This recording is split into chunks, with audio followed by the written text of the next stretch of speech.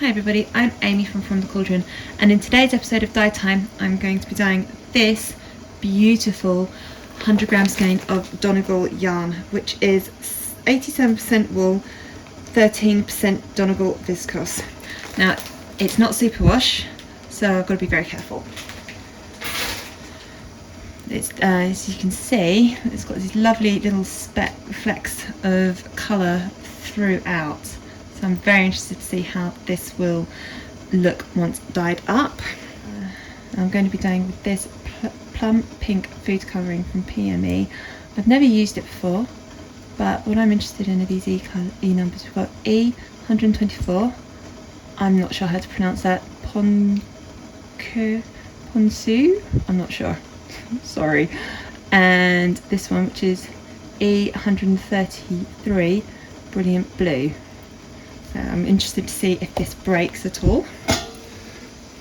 So here in my dye pot, this is a dedicated dye equipment because I don't have anything that's big enough to dip dye which isn't dedicated dye, but as this is food colouring it doesn't need to be dedicated dye at all. So in here I've got some boiling water and what did I put in? 4 teaspoons of vinegar. Now I'm just going to put in a very scientific amount here of food colouring. I don't know if this is going to be too much, too little, I don't know. Let's see how this looks. Need to give it a good old mix. Okay, we've got this lovely, this beautiful pinky colour. That is gorgeous. So, it's worth noting that this isn't as white as my normal yarn. There is a slight tinge of grey to it, but that shouldn't affect the colour too much. Right, now let's just start dip dyeing. I would normally pre-soak my yarn, but as I'm dip dyeing and I don't necessarily want it to be completely even, so it doesn't matter if the yarn is dry. And ooh, just look at that. That's a lovely pale pink. Now I'm wondering if we're going to get any breaking with this. It would be really cool if we did, but yeah, that's all. Breaking is always a bonus. I'm just going to dip this in and out ever so slowly, trying to get sort of the darkest colour there, and I want a really pale colour at the top. So I'm just, the reason I'm dipping it in and out like this is because I don't want a rigid line. I don't want to put it in and then put a bit more in, then a bit more, and then you get just these rigid lines going up the yarn. I don't want that. I want nice gradual fades.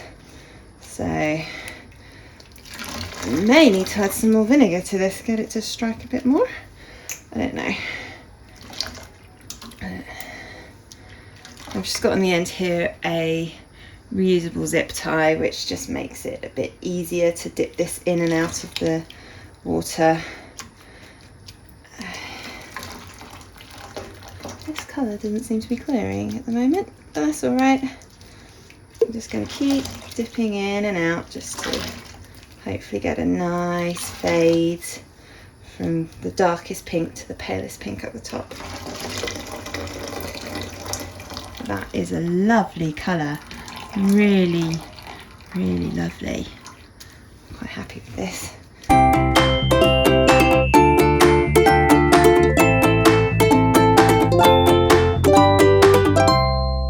So there's still quite a lot of colour running off of this. So I'm just going to keep doing this. Oops. Try not to splash myself. I'm just going to keep doing this until the water is clear. Well, I hope it will clear, but you can see those colour flecks are still appearing quite strong in here. The dye doesn't seem to have affected those at all. Oh, this is a good arm workout. This is getting quite heavy now that the yarn is getting wet. I think this may need a little bit more water, so I'm just going to put that there, hang that over the side and get a bit more water. A little bit more water in there for the yarn to move about in, and a bit more acid in there to help bind the colour to the yarn, will hopefully speed this up a little bit. I'm just going to keep dipping this in and out.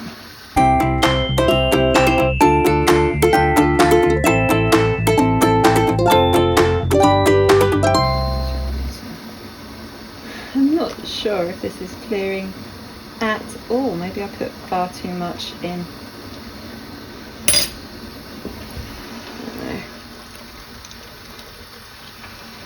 This is a good experiment. I've never used this food colouring before, so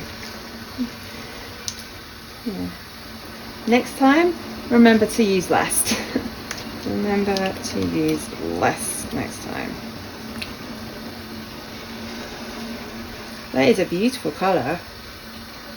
I was just hoping it would be more dip dyed, not all that one solid beautiful pink. Okay. What I'm going to do is I'm going to quickly, this is not, oops, ah no, I dropped it. Alright. Right, this is taking quite a long time to clear, so what I'm going to do is just quickly dunk that end in. There we go. And now I'm going to take it out.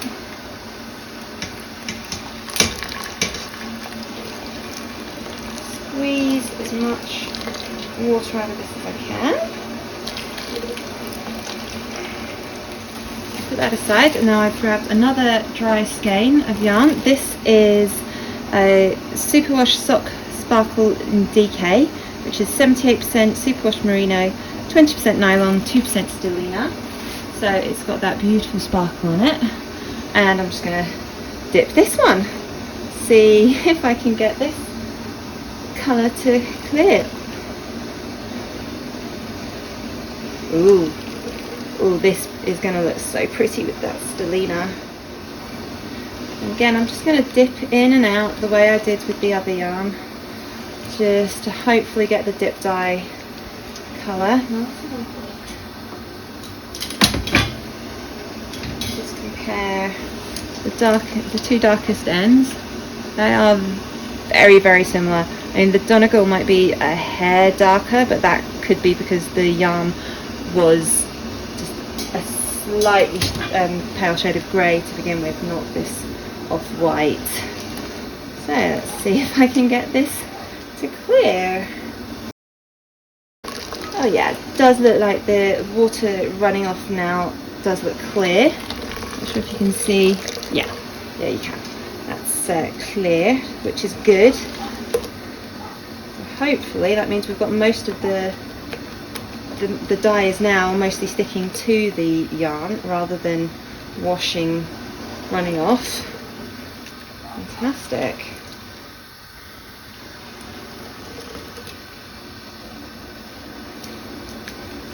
Yeah, I can see the dye bath is now clearing. Doesn't look like we're going to get the blue on its own. Doesn't look like we're going to get the breaking, but that's alright.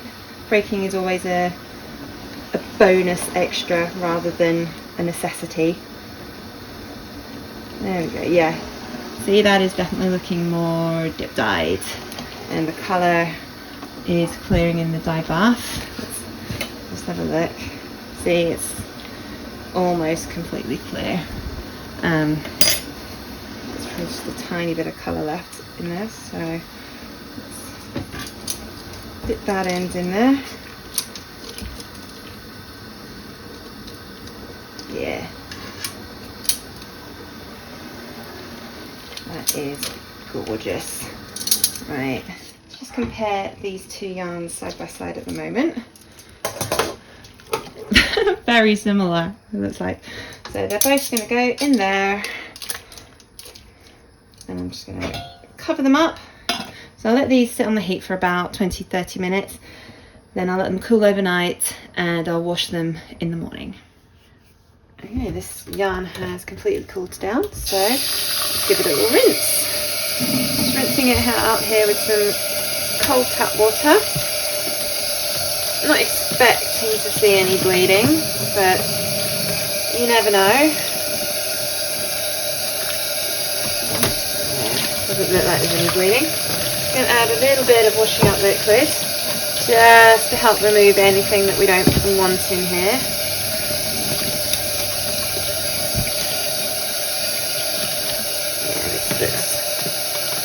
really good to me. So I'm just going to rinse this through. There we go. And hang it out to dry.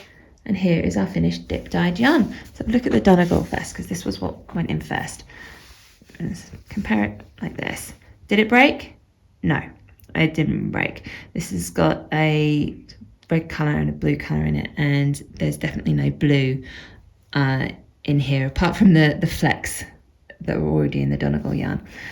But it is still a lovely colour.